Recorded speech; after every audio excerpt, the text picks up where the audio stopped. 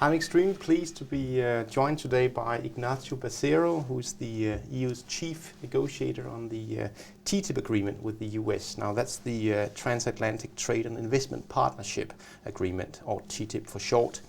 Mr. Bercero, you've just been speaking at a conference here in Copenhagen, also about TTIP, which was organized by the British Chamber of Commerce in Denmark. And you've just come back from Europe from the 11th round of negotiations with the Americans in Miami. So, what everyone must be asking you, what are the progress made so far with the negotiations, you think? I think we had a good negotiating round. We had a week of intensive work. We exchanged offers on tariffs. We had good discussions also on public procurement. And we also make, good progress on rules and regulatory aspects of the negotiation. So it was a good negotiating round, although I will be clear, this is still a lot of work that needs to be done to come forward and agree on a highly ambitious and balanced agreement. Can you pinpoint some of the main sticking points at this stage? Well, in any trade negotiation, there are always going to be issues which are difficult because they are economically sensitive. But what I think is more important in this negotiation with the United States is that we also want to lead the way in terms of how to frame rules of international trade and how to show that we can cooperate on the basis of high-level standards. And I think this is something which is new, which has not been done in other trade agreements. And part of the important challenge of these negotiations is to deliver the strong components on rules and on regulatory issues. Now, some critics of the agreement have voiced concerns that ultimately American multinationals will be able, thanks to this agreement, to overflow European markets with cheap products, causing job losses and wage cuts. What would you say to those critics? There's no need to fear. The European Union is a competitive economy. I remember when we were negotiating with South Korea, there were a lot of anxieties that we were going to be flooded by the cheap Korean cars, etc., etc. And at the end of the day, we negotiated an agreement that has been very good for Europe, that has been very good for our exporters. So I think we need to go to these negotiations with confidence. Of course, there are going to be always certain areas which are going to be more sensitive, and we will need to find an adequate solution in those cases. But I don't think that we should have this feeling that we are going to be swamped by American imports. I don't think that's the case. You think European competitiveness will hold up ultimately to vis-a-vis the American competitiveness? We are very competitive in the manufacturing sector. I think that's something in many manufacturing areas we export more to the United States than they export to us. In agriculture, there are many sectors of European agriculture which can't make further inroads in the American market. So I don't think that we should go to these negotiations with any complex. I think this is an opportunity for European business, for European agriculture, for the services sector, and therefore I don't think that having too many concerns is something which is justified. Yeah. So another flashpoint of criticism from critics has been that the agreement will extend investment protection for American companies to such an extent that it might undermine European health and environment standards, for example. Can you allay those fears? Listen, I hope I can. First, because we are fully conscious that there is a need to reform investment protection. And that's why we are now in the process of finalizing a proposal that we want to present to the United States that will make very clear that, yes, investment needs to be protected, but that should not be done in a manner which interferes with the right of public authorities to regulate. And the way in which international adjudication on investment should be carried out should be fully legitimate, should have all the guarantees that one would expect from a court procedure. So we believe that the type of proposal that we are in the process of finalizing is something that should reassure European public opinion that our regulatory model in no way is going to be put in question. And let me just mention one fact. Currently, there are 8 member states of the European Union which have a bilateral investment treaty with the United States. By the way, an old-fashioned bilateral investment treaty, not an investment treaty which includes the guarantees that we now want to develop. These member states, which are the new member states of the European Union, have over the last 20 years incorporated all the European Union regulatory acquis. Has there been any case in which this has been subject to a challenge under investment protection agreements? No.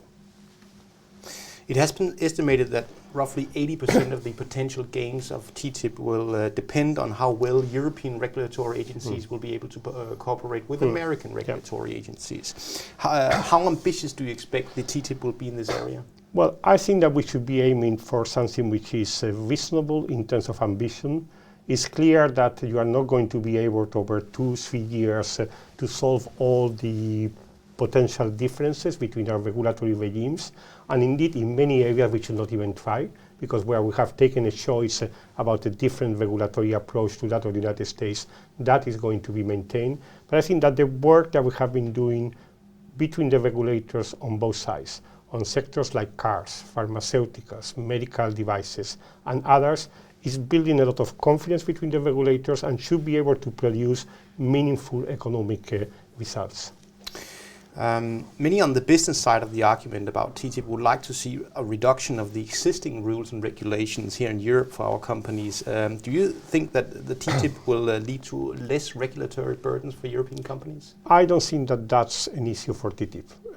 If there are debates about European Union regulation, that has to be done as part of an internal process.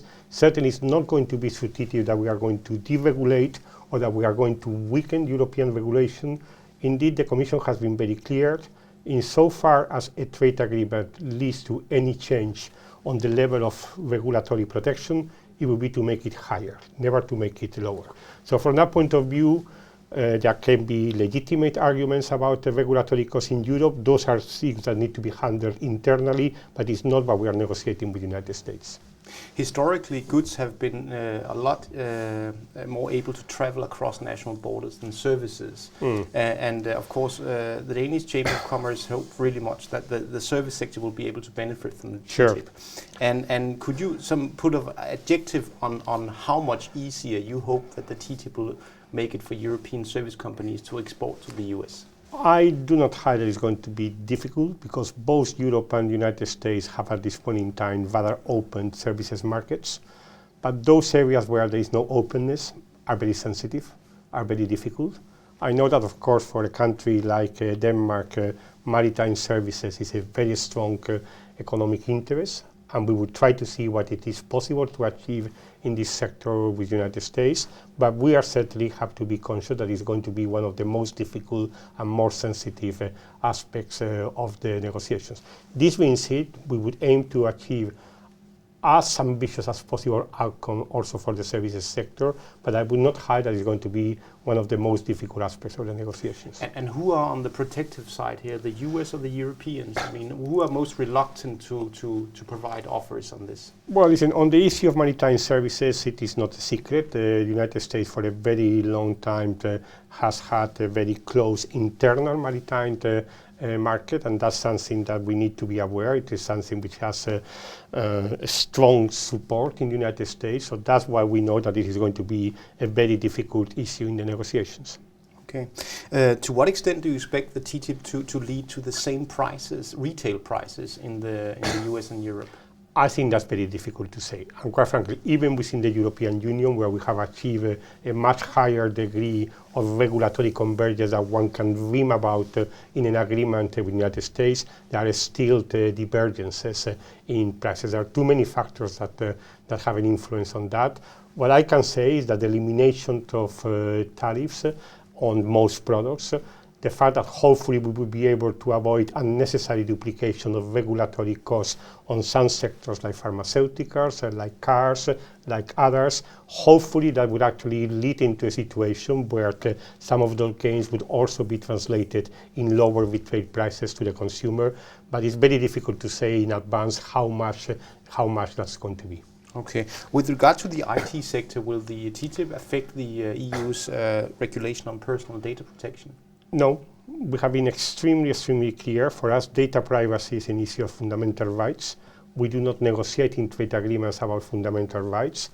We are, of course, very conscious that the issue of data privacy is an important issue in transatlantic relationships, and you know that there has been a ruling of the Court of Justice about the safe harbor arrangement.